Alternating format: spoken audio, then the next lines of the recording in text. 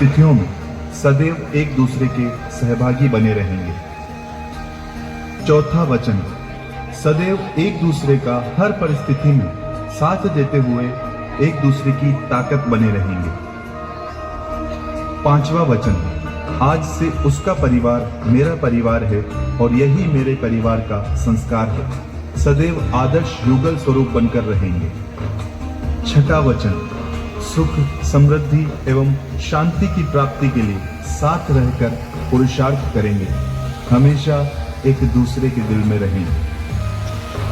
सातवां वचन, धर्म, अर्थ, काम और मोक्ष इन पुरुषार्थों की प्राप्ति के लिए इस पवित्र रिश्ते को और भी मजबूत बनाएंगे।